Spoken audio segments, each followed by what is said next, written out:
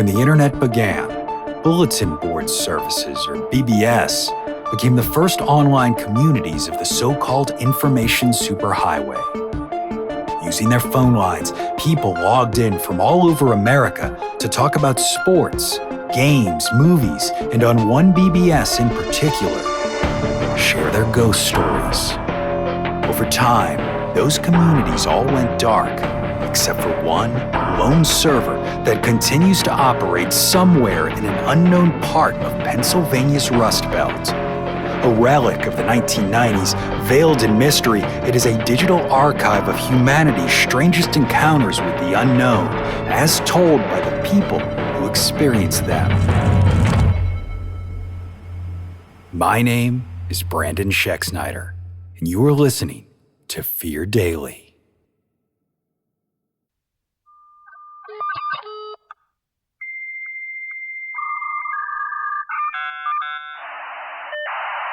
Subject, Gumdrops. User, Quiet Witness. Posted, October 3rd, 1996.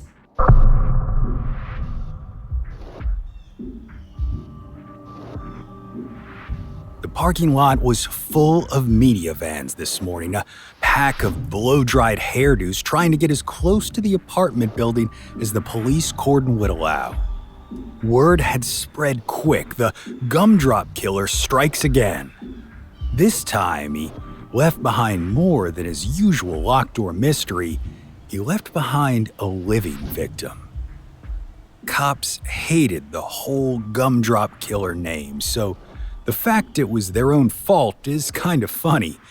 After details of the first couple killings broke in the news, residents of high-rise apartment towers found dead in their beds, poisoned by an unknown toxin, their eyeballs missing. A reporter from the Times had managed to catch one of the lead detectives when he was half in the bag. The reporter asked if the police had any idea what the killer wanted with the victim's eyes, to which the annoyed cop responded, "Maybe he eats them like fucking gumdrops, I don't know." The rest was history. Who am I? I'm nobody, unless you're a fan of comic books, in which case you might recognize my name as the inker on one of your semi-favorite series. If you're not familiar with my business, an inker is someone who interprets the original artist's graphite work and, you guessed it, ink. There's more to it, but I'm not here to give lessons on the finer points of the comic book industry. You've got Kevin Smith for that. I'm here because I'm one of only 2 people alive who's seen the Gumdrop killer. No, this isn't a confession. I'm not a killer of anything. It's hard for me to swat flies since I've always figured they've got as much right to be around as I do. Lord knows, I wouldn't have made it out of short pants if the rules allowed for beating me to death as soon as I got annoying. The detective who interviewed me till sunup asked me not to speak to the media, and I won't. The last thing I need is that kind of attention. The only reason I'm posting this here is because if anything happens to me, I like the idea of my story not getting buried in some cardboard box at an LAPD lockup. Why would anything happen to me? Because the Gumdrop killer saw me too, and I'm not convinced the cops can do much against something like that. I'll start at the beginning. I moved into this a year ago after one of my dates pointed out that an invitation back to the house a grown man shared with his mother was always going to get an automatic no. It's a 2-bed, 2-bath, and a 20-story new build, so I'm the first person to live in my apartment, same as my neighbors and theirs. The Comstocks, the couple visited by Gumdrop last night, had only bought their place last month. I hadn't met them before last night when I watched him die as something barely human plucked out his eyes. The thing about living in a modern building like this is that everything looks the same. Same carpet on every floor, same gray paint on the walls, even the same apartment numbers, just with a 2-digit prefix beforehand to denote the floor number. I'm 1020, my neighbor is 1022, and so on. The Comstocks have, or at least had, apartment 1122, one floor above me.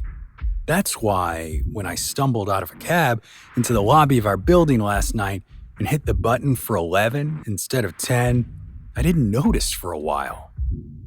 You know that feeling when you've really got a load on, like your field of vision narrows to a point and all you can do is move toward that point? It doesn't matter if you're on a crowded street with cars whizzing past, the only thing you see is what's at the end of that tunnel, a burrito cart, a bathroom, some poor woman who hopefully spots you before you can bother her with your idiot drunkenness. That's where I was last night, completely boofed on Singapore slings and desperate to get into my place so I could take a leak. I weaved my way down the featureless hallway, saw 20, and went for the doorknob. The competing interests of gin and a need to urinate completely bypassed any thought of a key, and walking into a darkened apartment laid out exactly like my own meant I didn't see anything to suggest I was anywhere but home. Inside the bathroom, I flicked on the light, and halfway through a deeply gratifying piss, it occurred to me that someone had redecorated in the few hours I'd been gone. There was potpourri on the toilet tank instead of stacked up issues of Wizard, and the bar of soap next to the taps was a bright pink instead of the hairy white bar of Dove that did double duty between my shower and sink.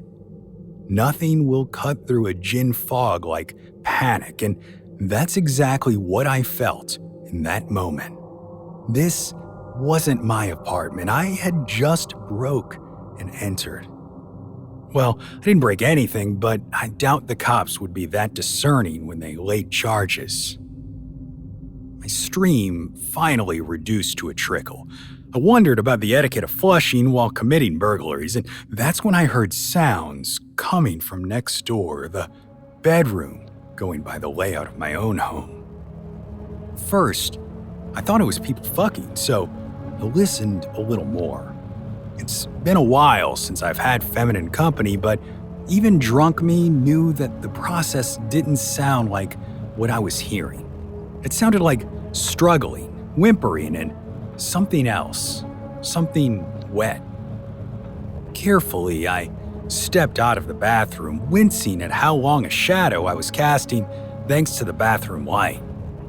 The noises continued like I hadn't been seen, and I debated just sneaking back out the door and leaving whoever lived there to wonder if they were being haunted by a ghost with an enormous bladder. My curiosity won out, however, and I creeped toward the open bedroom door. My footsteps were almost inaudible on the linoleum floors. I inched closer to the black doorway, hearing the struggling more clearly. Something was wrong. Really wrong. Dread blossomed in my chest. A spike of adrenaline burned away the rest of my drunk. Placing my hands on the doorframe, I leaned into the room just enough for my eyes to start adjusting to the dim. The patio door was open, curtains across it fluttering in a slight breeze. On the bed were two people, no, three, two in the bed and one. The third figure was barely a person. Enormous, muscled arms pinned the couple under the blankets like butterflies in a display case. The body was thick too, seeming rigid like the body of a beetle. Its legs were long and thin, folded up under it like it was doing some kind of isometric hold. One of the figures, I'd later learn it was the husband Johnny, wasn't moving. The other, his wife Anne, was shaking side to side, losing power with every moment as the third figure's head got closer to her face. The more the curtains blew, the more the light of the city filtered in, outlining the tableau in front of me. Something emerged from the third figure's mouth, long and slick like a mosquito's proboscis. My stomach turned, threatening to announce my presence with a fire hose spray of slightly fermented Singapore sling. The rest of me was frozen. Turns out, that's the third F to fight or flight: freeze. All I could do was watch as the long, rubbery tube split into two, one settling on each of the struggling woman's eye sockets. There was that wet sound I'd first heard in the bathroom. I knew what it was now: sucking.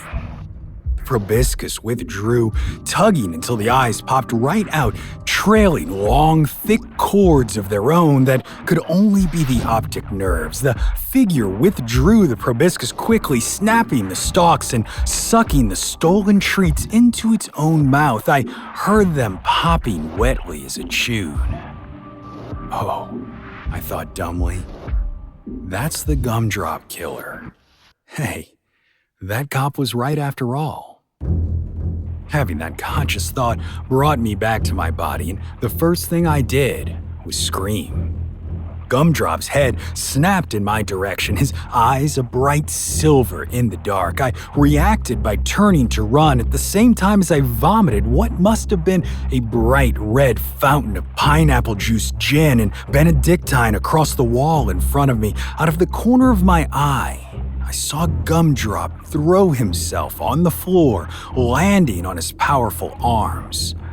He moved toward me at an impossible speed, thumping forward like a combination of gorilla and insect. I couldn't outrun him, there was no way, but I was going to try. I passed the bathroom with Gumdrops close behind. I was only feet away from the hall door. He was faster. I knew it in my heart. This was it. Instead of feeling Gumdrops landing on my back, I heard a grotesque, wounded cry, and I turned in time to see him scuttling back into the bedroom. Why wasn't he coming closer?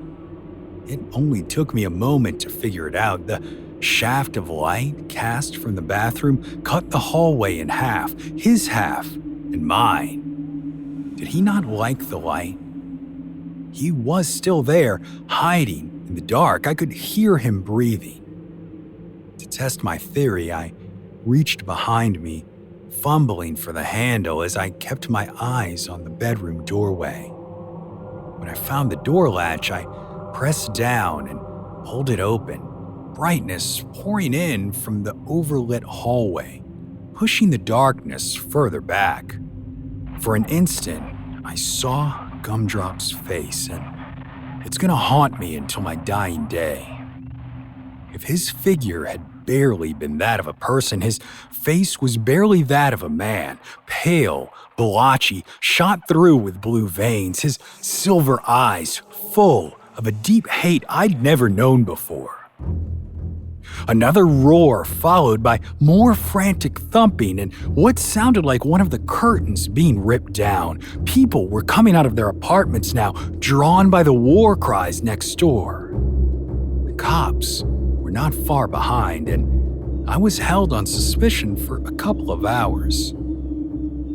Then, a witness who lived in one of the apartments across the street came forward to say they'd seen a man with huge arms and tiny legs climbing down the balconies on our building shortly after the screaming started. After giving my statement, I was released from custody with the aforementioned stern warning about not spreading my story to the press.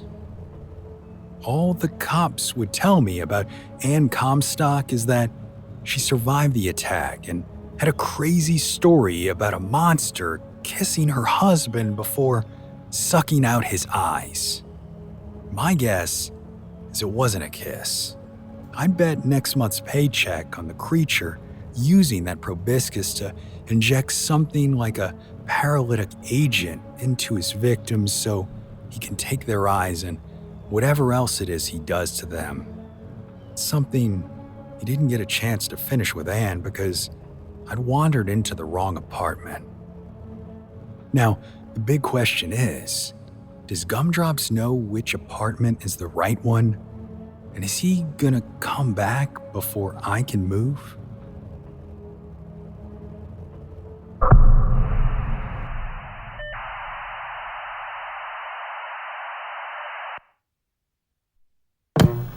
Subject: the day it didn't rain.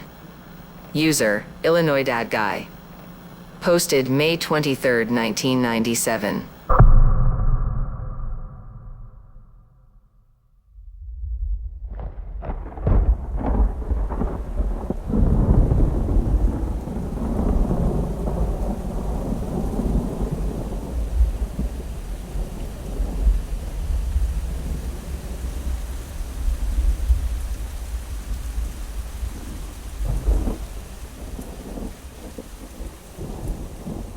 Last Thursday, Springfield got hit with the biggest thunderstorm I've ever seen.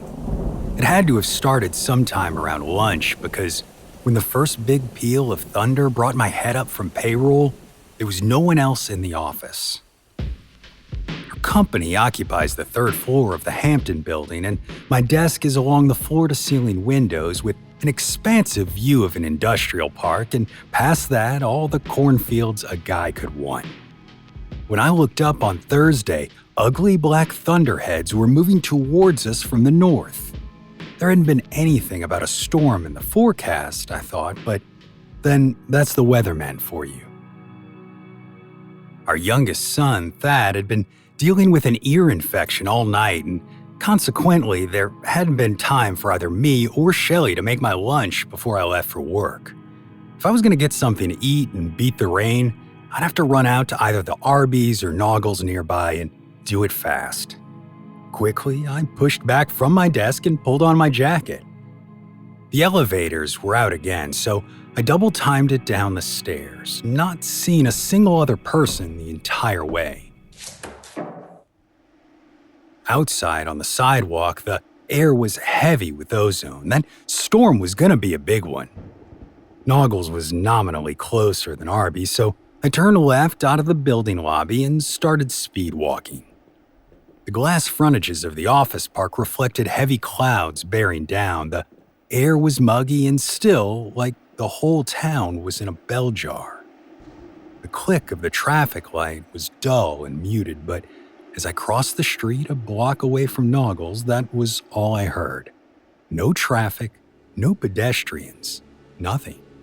As if the world had decided to go home for the day. A creeping unease began to worm its way into my brain, a niggling feeling like something wasn't right. When I stepped into the restaurant, that unease wriggled its way down into my belly. Everything looked normal, the same blindingly white tiled interior with its triple stripes of yellow, orange, and red, the same menus hanging behind the counter, the same smells of taco meat and grease. Above me, the fluorescent lights buzzed, and from the back I could dimly hear the coolers humming, but there wasn't a single person there. I called out a greeting, then a second later, the sky went dark and the rain started to fall. Biblical torrents, roaring like a river. The next crack of thunder was so loud I felt it in my chest. Outside the window of the restaurant, the light had taken on a sickly yellow color and huge drops were bouncing off the asphalt, forming deep pools in the gutter. Something wasn't right. That much was obvious, but I couldn't quite get my head around the fact that the restaurant was empty. Had there been some kind of evacuation notice? Did the entire office, hell, the entire office park head for higher ground without telling me? Carefully, I approached the counter and looked back into the kitchen. Whatever had happened, it was fast because everything had been left. It was like the fast food equivalent of the Mary Celeste. Tortillas half filled with beef and lettuce, a spoon dug mid-scoop into the refried beans. The unease was now full-blown panic, and every thought in my mind fell away except for one. Shelley and the kids. There had to be a phone here, I thought. I had to warn them or at least find out what was going on. I walked down the hallway toward the bathrooms until I saw a door marked office, and it pushed open noiselessly, and I picked up the cheap plastic receiver that sat on the edge of a desk cluttered with paperwork. The rain was battering down on the roof so hard, I was sure it was going to come through the ceiling. Putting the phone to my ear, I was about to punch in our home number when I realized there was no dial tone. The phone lines must be down, I thought. I was so concerned about getting in touch with Shelley. The strangeness of all this, the suddenness, the emptiness, didn't even register. That something was wrong was obvious, but I thought it was in the storm of the century kind of way, not whatever it was that was happening. Back in the dining room, the yellowness of the air had deepened to the point where it looked like the rain was beating its way through mucus and pooling inches deep in the road. My car was 3 blocks away. There was nothing to do now but get there. Pulling open the restaurant's door, I immediately felt an intense wave of humid air wash over me, my clothes instantly wet. The rain was actually painful, 1,000 tiny needles pelting me as I stepped into the flooded street. The clouds were a cancerous mixture of black and yellow, spider-webbed with near-constant flashes of lightning. I'd never seen anything like it. The scale of the storm was such it made everything around me seem insubstantial, the office park reduced to the set of a cheap disaster movie. In the corridors between buildings, wind blew the rain into great solid walls like giants on the march. My shoes were waterlogged, squelching with every step. Even worse was my jacket, a soaked-through albatross I discarded halfway down the block from Noggles. At this point, I couldn't possibly get more wet, and without it, I was at least 10 pounds lighter. Back at the car, I slumped into the driver's seat, soaking it with my ruined clothes. Somehow, the rain had gotten even heavier, and turning the wipers on to their maximum setting barely made any difference at all. Carefully, I nosed my Corsica out of the lot, squinting to see anything at all through the deluge. The clouds were knit together in a single squamous mass, scales separated by strobing flashes of multicolored lightning. Out on the state road, the wind was worse and my car bucked constantly, tires fighting for traction as it was pushed relentlessly to one side. I gripped the wheel as tight as I could, trying to stay between where I imagined the yellow lines to be. Not a single vehicle passed the entire time, and I knew something was deeply, possibly permanently wrong. This wasn't just a storm. It was an apocalypse.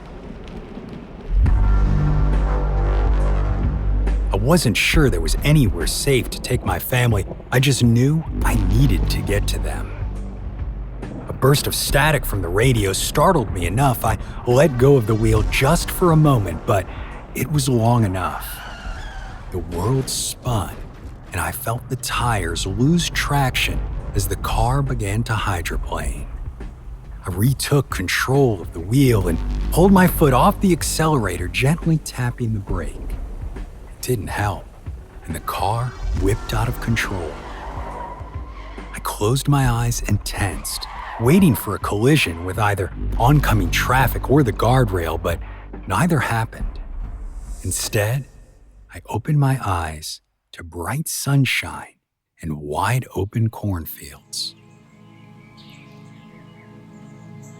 The wipers were still beating a frantic tattoo on the windshield, but there was no longer any rain. I could still see drops on the side windows, but it wasn't coming from the sky anymore. My ears rang in the sudden quiet. The soft beep of a horn startled me, and I looked out the driver's side window to see a black 4Runner pulled up.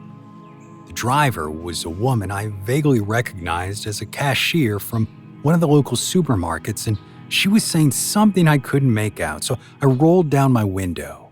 "I'm sorry, what?" I asked. "I said, are you okay?" she replied. "Do you need help?" I looked at her, completely dumbfounded. "Do you?" She frowned, taking in my soaked clothes before giving me a look that suggested she thought I was either drunk or high. "You're the one facing the wrong way. You need help getting home?" My brain was completely fogged. How was she acting so normally? Wasn't this the end of the world? "The storm," I said. "Where's the storm?" She pulled back a little. No one wants to be party to drunk driving, I guess. "Look, it's none of my business, but maybe you should pull over and sleep it off a little before you drive on, hey? It's the end of the month. The stadies are going to be looking to write all the tickets they can." I just looked at her. "You take care now." With that, she rolled up her window and drove off. I sat there for a moment, listening to the drip of rainwater from my sleeves down onto the console next to me.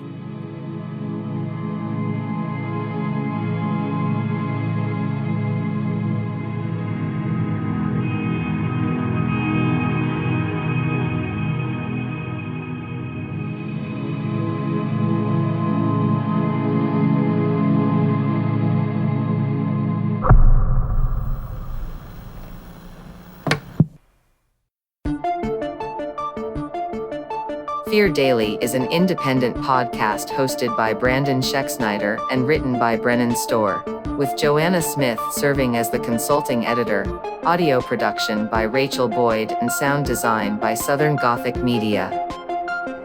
This podcast is a work of fiction. Names, characters, places, and incidents are either products of the author's imagination or are used fictitiously. Any resemblance to actual persons, living or dead, or to real events or locations, is entirely coincidental. Ad-free versions of Fear Daily are available now on your favorite podcast apps. For more information, visit feardaily.com. But move fast, before the server goes offline.